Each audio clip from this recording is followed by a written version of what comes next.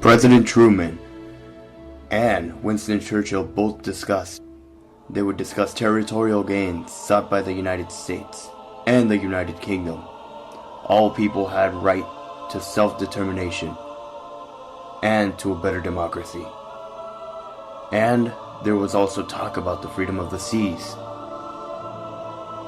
But their most important talk was the UN, an organization that would bring world peace.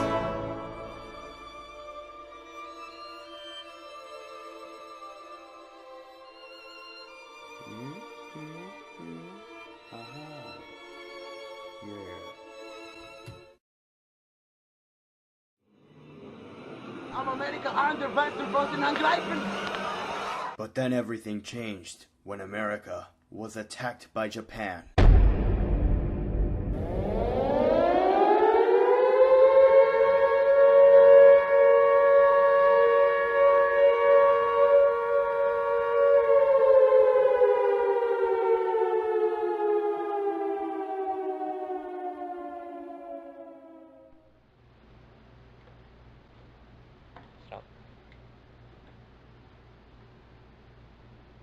Mr. Vice President, Mr. Speaker, members of the Senate, of the House of Representatives,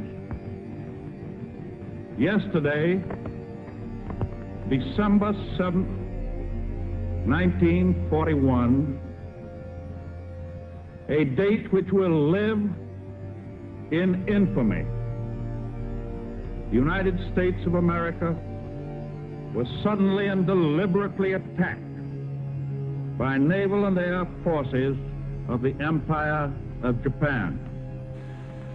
The United States was at peace with that nation, and at the solicitation of Japan, was still in conversation with its government and its emperor, looking toward the maintenance of peace in the Pacific.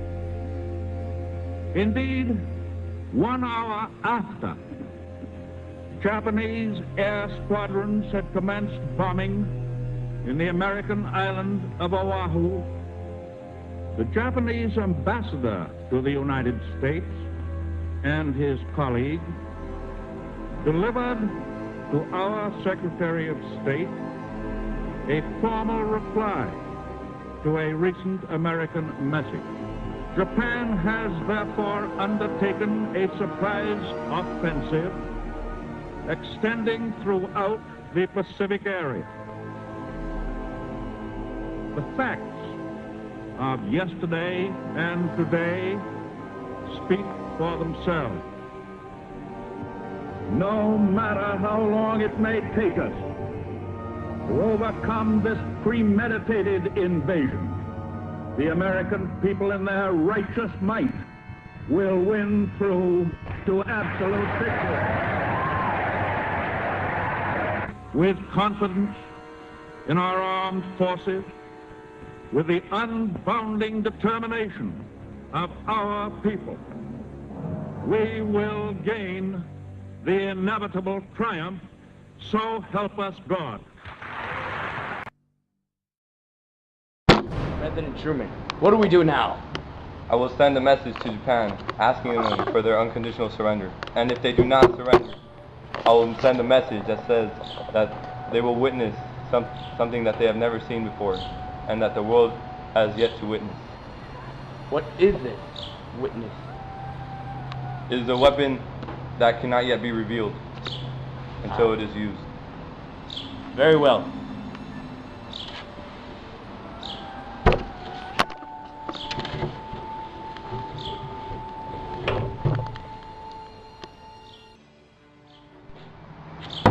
We need to form an alliance. Us here in the U.S. are in. What about you, Russia? It wants all of Europe if we win. Stalin, you can't have all of Europe. We need to set a dividing line.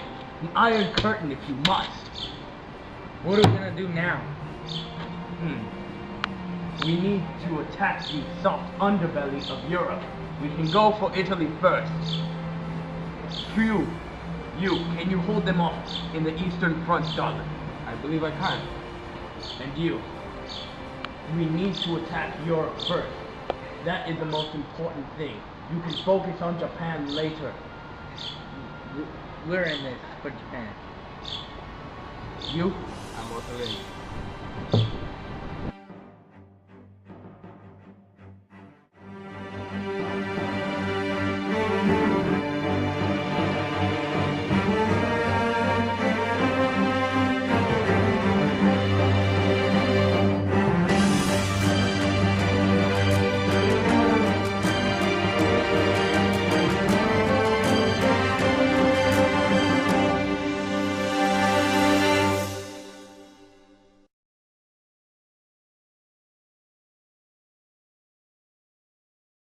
Once we are done with Europe, we will move on to Japan, yes?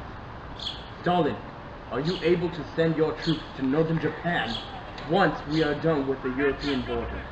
Yes, once my country is recovered, I will support him. And we must not hold back. If you do, we will not take care of Japan in time. I will send England too.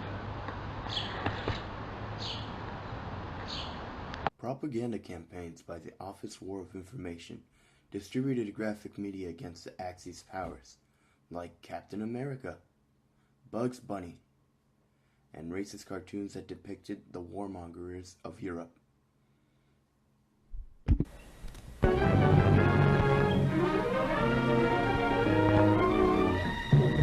Beautiful American suburbia.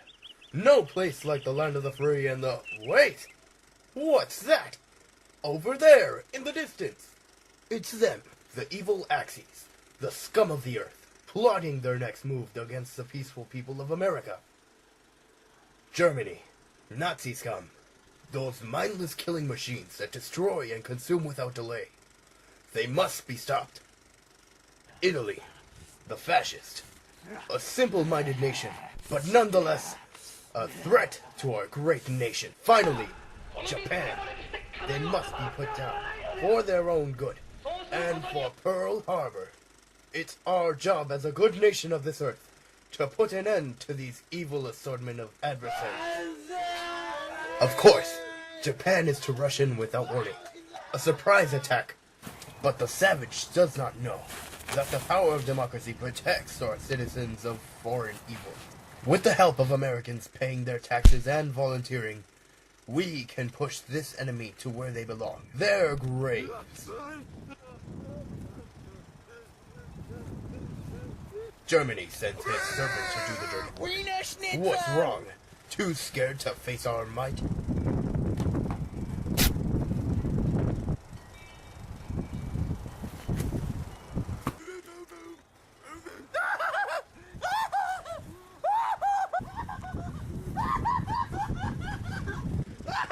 Hello to the Board of Education. Looks like Johnny has done his part. Have you? Have you paid your dues for the protection of our troops overseas? Have you volunteered in making the bullets we put into our enemies' backs? Have you protected your loving country from its hateful enemies? Why am I saying all these rhetorical questions? Do your part. Pay your taxes. Work your share for America, for justice, and for freedom.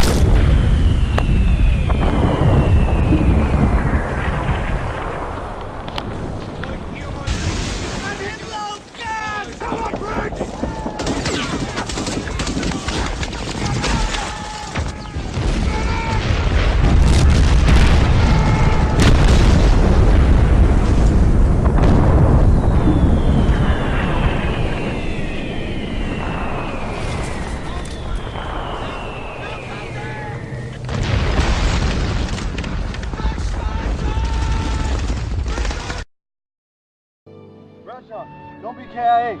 Come on, buddy, don't be KIA. Say something, please. Speak to me, say something. Bradshaw. Life, man. Live good, Miller. No, Bradshaw.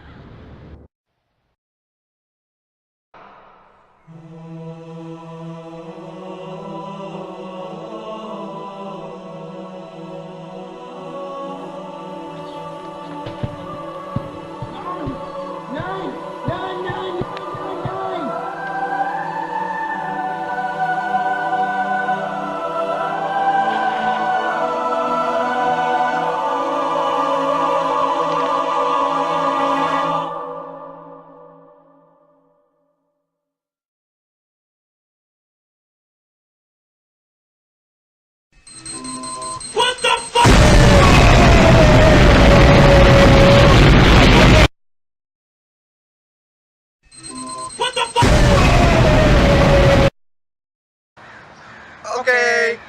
I need to avenge America. I've already went island hopping.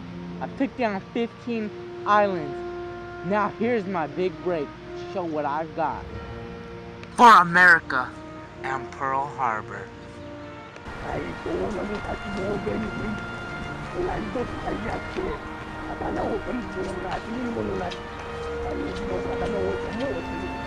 Look over there, Nintendo! And so, America defeated Japan, slowly by island hopping. Battles like the Coral Sea and the Battle at Midway were crucial in order to defeat the navy that Japan once had. These victories, however, came with great cost. Thousands of lives worth the sacrifice. Slowly aiding the Allied group in the Pacific, Australia and the Philippines. However, the most destructive battle was Lake Gulf. This battle permanently crippled the Japanese army. At least 250,000 died fighting in the Pacific theater, and another quarter in the European theater. However, I digress, for it is the efforts that they brought that made the war successful.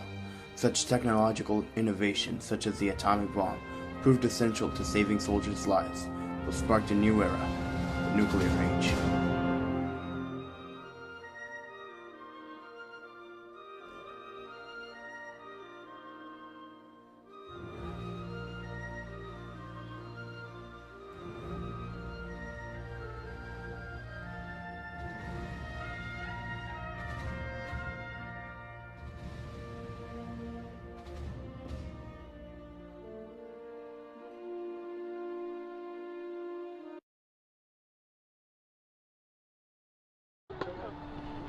Why, Bradshaw?